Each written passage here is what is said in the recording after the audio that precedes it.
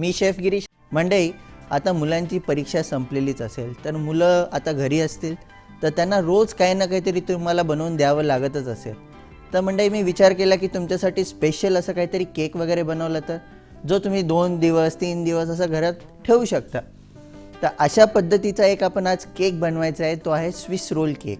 अगदी सोपी पद्धत आहे. जेव्हा तुम्ही कुठलेही बेकिंग आयटम बनवत असाल, केक म्हणा, कुकीज म्हणा किंवा टार्ट्स म्हणा, तर जेव्हा तुम्ही बनवणार असाल तर एक काळजी नक्की घ्या की जे रेसिपी जी असते त्याचं जे मेजरमेंट असतं ते तुम्ही अगदी अचूक असं घेतलं पाहिजे. तर जो फायनल प्रोडक्ट जो येतो, जो बनवून केक येतो, तो अगदी छान आणि जी रिक्वायर टेक्स्चर किंवा कन्सिस्टन्सी असते त्याला परफेक्ट असं तुम्हाला ते फायनल प्रोडक्ट असा मिळतो. तर आपण सुरुवात करूया स्विस रोलला. तर स्विस रोलसाठी आपण सामान घेतलं आहे, मैदा घेतला आहे, पावडर शुगर घेतलेली म्हणजे पिठी साखर घेतलेली आहे, अंडी घेतलेली आहेत, व्हॅनिला इसेन्स आहे, बेकिंग पावडर आहे, जॅम आपण घेतलेला आहे.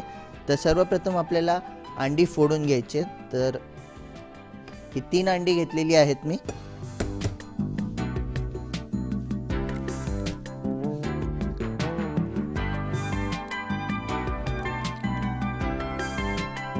मेजरमेंट्स घेताना आता अर्धी वाटी आपण साखर घेतलेली आहे. अर्धी वाटी म्हणजे हे 90 ग्राम आहेत. हे 90 ग्राम 3 अंड्यांसाठी आपल्याला 90 ग्राम साखर लागणार आहे. तर ही साखर मी छान त्याच्यामध्ये मिक्स करून त्याला क्रीम करणार आहे. तर मी सर्वप्रथम थोडी अंडी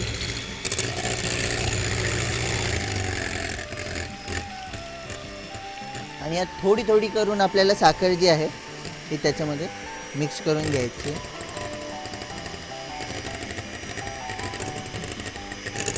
तर आता ही उरलेली जेवढी साखर आहे ही आपण त्याच्यामध्ये मिक्स करून घ्यायची आणि छान त्याला व्हिप करून घ्यायचे. एक 5 ते 10 मिनटं तरी तुम्हाला ते व्हिप करायला लागणार. जर तुमच्याकडे व्हिपिंग मशीन नसेल तर नॉर्मल जो व्हिपर किंवा बीटर जो आपल्या घरी असतो त्याच्या साहाय्याने करू शकता, पण त्याला थोडासा वेळ लागतो, त्यामुळे मोस्टली हे प्रेफर केलेलं चांगलं असतं. तर मंडळी, हे आपलं छान व्हिप करून झालेलं आहे. जर तुम्ही बघितलं तर ही कन्सिस्टन्सी ही छान अशी की एकदम ते थिक व्हायला पाहिजे. आता आपण ह्याच्यामध्ये काय करायचं आहे, आपल्याकडे व्हॅनिला इसेन्स जो आहे तो एकच चमचा, एक पण नाही अर्धा चमचा त्याच्यामध्ये ॲड करायचं आहे, जेणेकरून त्याला एक छान असा स्वाद आपल्याला त्याला द्यायचा आहे. आणि एकदा मिक्स करून घ्यायचं आहे छानपैकी.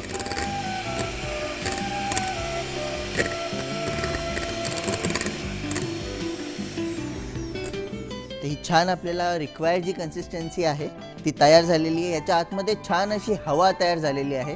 जेव्हा आपण व्हिपिंग चालू केलं होतं ते माझ्या मते थोडंसं असं होतं, पण आता ते छान फुगून पूर्ण बाउल भरून झालेलं आहे. आता ह्याच्यामध्ये आपल्याला काय करायचं, आपण अर्धा वाटी मैदा घेतलेला आहे. हा छानपैकी आपल्याला छानून घ्यायचा आहे. याच्यामध्ये अर्धाच चमचे आपल्याला बेकिंग पावडर टाकायचे. तर हे छाननी मी घेतलेले आहे.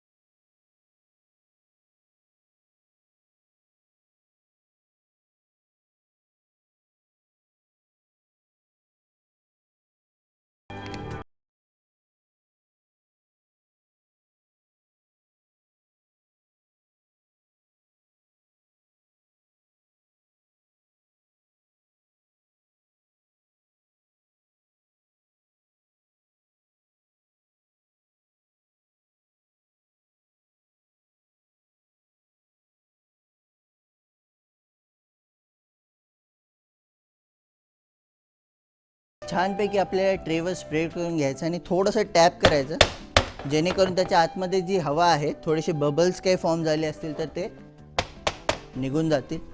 मंडळी, यासाठी तुम्हाला एक गोष्ट करायला लागणार आहे. हा रोल बेक करण्यासाठी तुमच्याकडे जो कुठलाही अवन असेल, जो मायक्रोवेव्ह असेल, OTG असेल किंवा कन्व्हेक्शन असेल, तर त्याला पहिलं प्रीहीट करून घ्यावं लागेल. 200 डिग्री सेंटीग्रेडला ॲटलिस्ट तुम्हाला 5 ते 10 मिनटं त्याला प्रीहीट करून घ्यायचं आहे आणि त्याच्यानंतरच हा केक तुम्हाला आतमध्ये बेक करायचा आहे. ह्याचं बेकिंग टेम्परेचर 200 डिग्री सेंटीग्रेड आहे आणि 10 ते 12 मिनटं याला बेक व्हायला लागतात, जास्त वेळ लागत नाही. आणि गरम असतानाच त्याला तुम्ही बाहेर काढून दुसऱ्या बटर पेपरवर रोल करून हा आपल्याला छानपैकी रोल करायचा आहे. तर सर्वप्रथम आपण त्याला आधी बेक करून घेऊया. तर मी अवन प्रीहीट करायला ठेवलेलाच आहे. तर माझा अवन प्रीहीट झालेला आहे, तर ह्याच्या आतमध्ये मी आता बेकिंगसाठी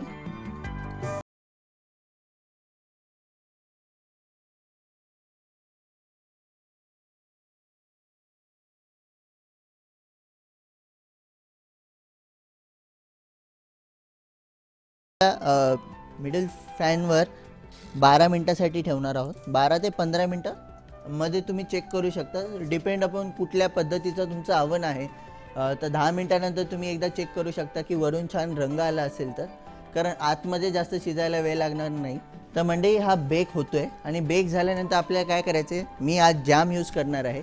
हा जॅम छानपैकी मी क्रीम करून घेणार आणि छानपैकी त्याची एक लेअर त्या केकवर टाकून मग आपण त्याला छानपैकी रोल करायचं आहे. जॅमच्या ऐवजी तुम्ही व्हिप क्रीम यूज करू शकता, चॉकलेट, मेल्टेड चॉकलेट जे असतं ते कॉम्बिनेशनमध्ये यूज करू शकता किंवा डेसिकेटेड कोकोनट जे असतं, म्हणजे नारळ जे असतं, हे छानपैकी स्प्रेड करून तुम्ही ते रोल करून ठेवू शकता. ॲक्च्युली कसं आहे, हा रोल करून झाल्यानंतर तुम्हाला 10 ते 15 मिनटं त्याला छान सेट होण्यासाठी डीप फ्रीजरमध्ये ठेवायला लागणार आहे आणि एकदा तो डीप फ्रीजरमधून काढला की मग छान त्याचे पीसेस तुम्ही कट करून ते मुलांना देऊ शकता. तर मंडळी, आमचा केक बेक झालेला आहे, अगदी छान असा सुवास सुटलेला आहे पूर्ण सेटवर. तर मी काढून घेतो तो केक.